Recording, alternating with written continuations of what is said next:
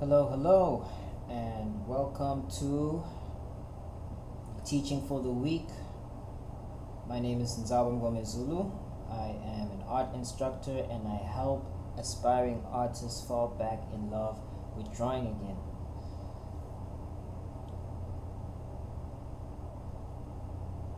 If you're hearing me well, just let me know.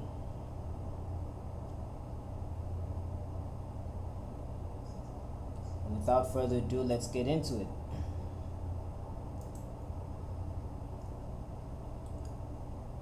So today we're going to talk about why watching YouTube tutorials isn't making you a better artist and what you can do about it. Now, before I continue, I'd just like to know, are you struggling to see meaningful improvement with your drawings even though you've watched so many tutorials? Well, in this video, I'm going to give you 3 reasons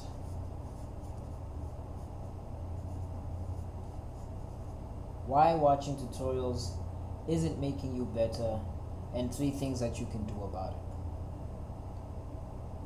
Now, let's go to the first reason. The first reason why tutorials are not making you better is because information is scattered.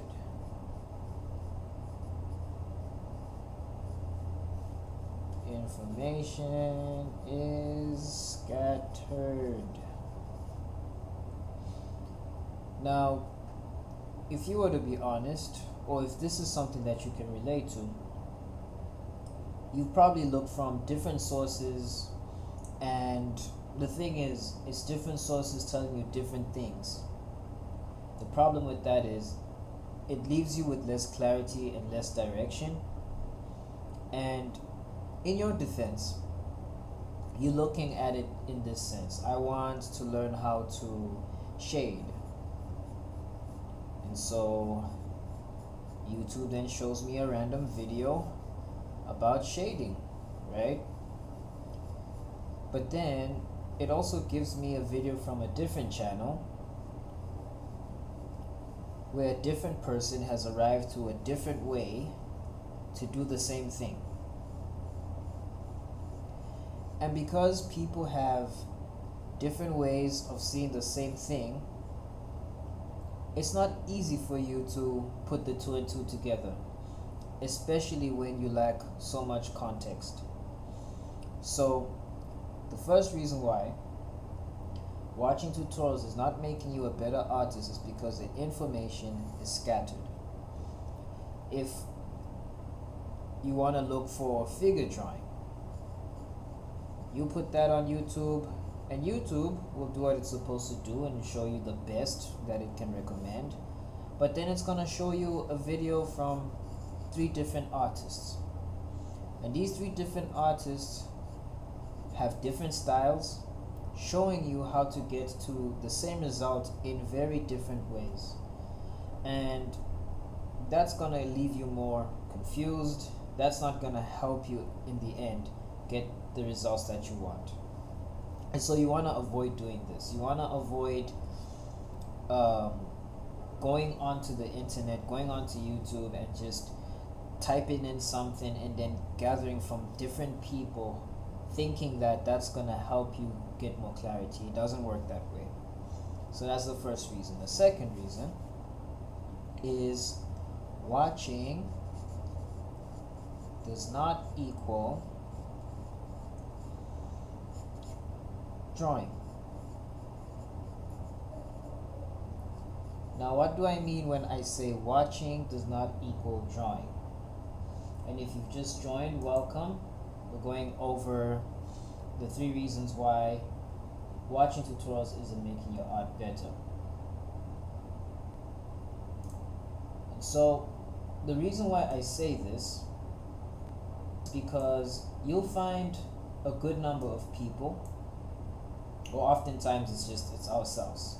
We find ourselves watching the video, getting the information in our minds, but that doesn't necessarily equate to understanding. And it often happens that the brain receives the same level of satisfaction that you do watching insightful or getting insightful information, and it gives you the same feeling as you get when you're drawing something and getting clarity. And so if you find yourself watching more than drawing, it's a recipe for disaster. You're taking in too much information, and you're taking information that's scattered. And so this is why, though it feels like you are making progress mentally just by the watching and the watching and the watching of it, it doesn't necessarily equate to improving your skills as an artist. So this is a second reason. Now the third reason why watching tutorials is not making your art skills better is that it lacks personal context. Right? Now, how many times have you felt like you go to a video to get clarity on what you need, but it often feels like it's not necessarily addressing the problem or the exact problem that you have? Like, how many times has that ever happened to you in your YouTube or in your tutorial seeking and searching, right? It's quite often that when you're depending on tutorials from different artists and different content creators, sometimes even Instagram videos, that the lack of context makes it feel like the video is useless. And it's so easy to also feel as if, because you're not getting more clarity on what is supposed to be the answer to your problem, it feels as if, oh, I'm the problem, or I'm just not getting it right. The problem is me and my ability to understand. It's actually because many times videos that are created to help solve a problem are one-sided. So I'll make an example. This is a live teaching, and in the end I'm gonna leave it open to questions that you may have concerning this topic or anything art related. And if it were just one-sided, a pre-recorded video, there would be things that I would cover that might be true, like generally speaking, but not individually addressing the issue that you may have. And that's the problem when looking through tutorials, is that with all these three problems, and especially even with this one, the lack of personal context, it makes it feel as if like there's really nothing you can do, because here is a professional artist telling you how to get from A to B, and even though he's told you, you still don't get it, and you're left with more questions than answers. You put a comment, you don't get a response, and then you go look for another video, and then more information from different sources leaves you scattered. It leaves you with more questions than answers. And so, very briefly, going over the three reasons why your art why your art isn't getting better from watching tutorials is because the information is scattered, often coming from different sources, people arriving to the same solution through different avenues, which leaves you more confused than clear. The second reason, watching not equated to drawing, that the same sensation you get just from watching somebody tell you what to do is not the same as actually doing the thing, and even when we are watching more than we're drawing. And the last reason, that it lacks personal context. So without the people being able to speak to your individual or your personal problems, then it can often feel like you're not being understood. And because you don't know that it's actually because of that lack of personal context, you're not the one with the struggle to understand. It's better to get advice from somebody that's able to help you head on. And I'm hoping that through this video you get the help and insight that you need after this teaching is over. So if this has helped you so far, let me know in the comments. Just type me in the comments if this has helped you. And now we're gonna go over the 3 things that you can do about it, because now we see why watching tutorials is not helpful. Let's see what we can do about it instead. What are the 3 things to do?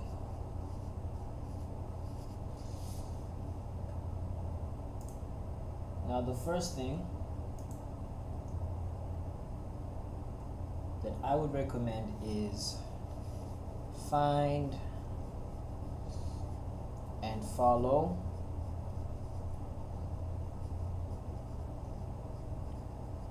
a mentor.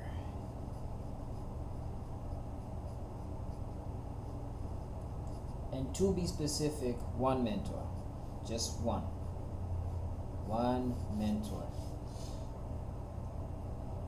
Like, I cannot stress enough how much this is going to help improve your art over random videos or random tutorials on the internet, especially on YouTube, Instagram, TikTok, whatever social media you use. Because when you follow one person and you're following their insights and you're following their teachings, their methods, the way that they've arrived from A to B, it's gonna give you a lot more clarity than hearing it from so many different people. Knowing that this is the way that this person learned to get to here, and this and this step led to this step, and this step led to this step, it will give you so much focus and give you the desire, or rather the results that you desire. So finding and following a mentor, it actually helps to fast track your progress.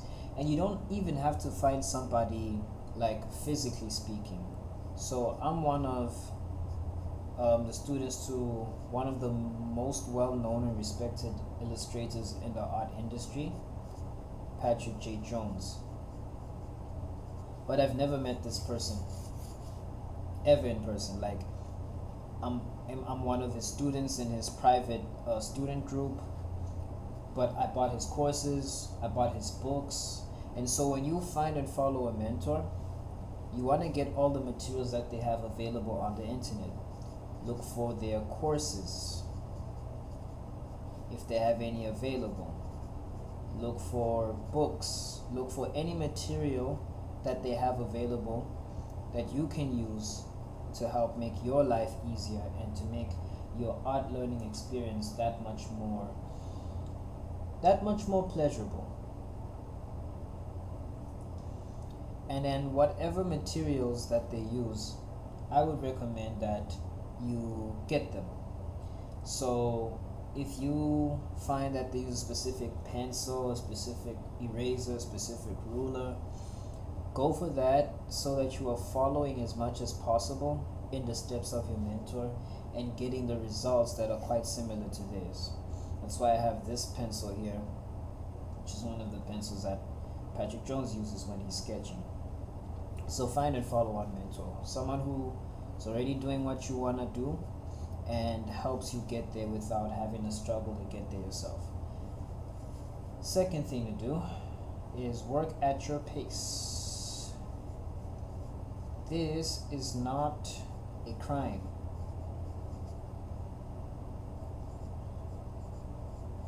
There's nothing wrong with repeating a video, for example, or rewinding whatever you're watching 100 times if it's giving you the understanding that you need.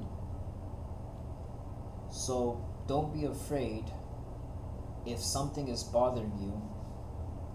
You don't know how to get to this place, you're stuck here. Going back to learning all the ways in which you can get to the other side as many times as you need to is way more helpful than ignoring this issue, trying to skip over it, and thinking that you'll get more clarity. The whole point of drawing is to learn. It's never about learning to draw, it's about drawing to learn. And so never forget that. And know that you do not have to compare yourself with anybody. You work at the speed in which you are able to understand any principle and any concept. Like, I can't tell you how many times I've repeated videos, how many times I've repeated courses, drawing the figure, which is what I've been doing the most, especially when I didn't understand something. And it doesn't always feel pleasurable. Sometimes you get impatient, we just want to draw something fancy. But like, if there's no understanding involved, then it's pointless. We should be seeking to understand more than anything. And so, second thing I would recommend is to work at your pace. Number 3, and the final thing, is community.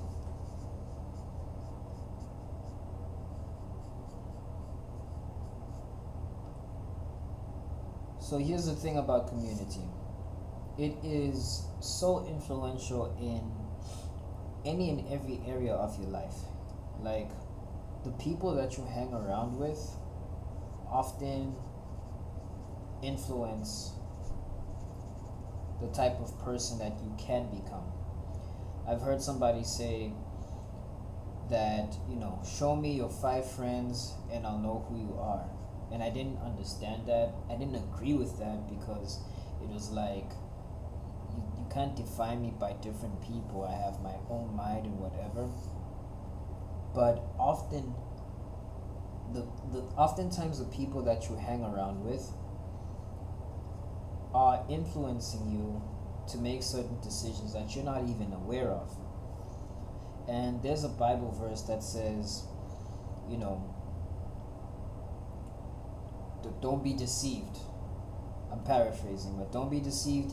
Bad company spoils good morals. So if this is a bad environment and you are here, you're a good person, you stay around here long enough, it's going to corrupt your character. Here's the good news. If bad company can corrupt good morals, imagine what happens when good company is the environment where they have bad morals or bad character. The power of environment or community is that depending on how it is fundamentally, it will always override or overcome the type of person you are. And that's the reason why, even if you feel like this is not the type of place that I want to be in, you eventually leave. Why? Because environment and community does have that kind of influence over you. Otherwise, you would just stay there and never change. But it will always, subtly and slowly over time, change you. Now, the beautiful thing is, you could be a bad artist. And by that, I just mean your skills are not where you want them to be, right? There are many things that you don't know, many principles, fundamentals are lacking, etc. So, if you're a bad artist in a community of good artists, the longer you stay with them, the better your skills will become. And that's how powerful community is. The students group that I mentioned has been very helpful in my progress and in remaining consistent, because there's a level of accountability and there's an atmosphere or an environment of people who are like-minded and are working towards whatever goals they are, from the same principles, the same teachings of Patrick Jones, right? And just being in that environment and seeing the work that they're doing encourages me to keep going. And when I'm stuck, I ask for feedback. And because there's some things that like you don't know that you don't know, and there are other things that you can see there's a problem but you're not sure where it is. So community is also good for giving you feedback. It's good for giving you support. It's even good for influence.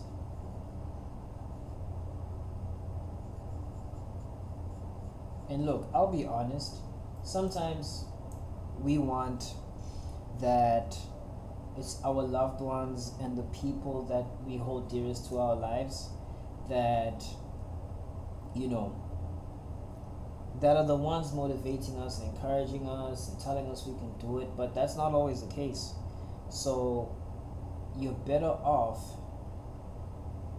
finding a place where people, whether they're related to you or not, are striving towards the same goal or striving towards the same area of interest. That's gonna do way more for you. And that's just the reality of life. Not everyone that we want to support us will support us because they don't always understand. They have their own reasons.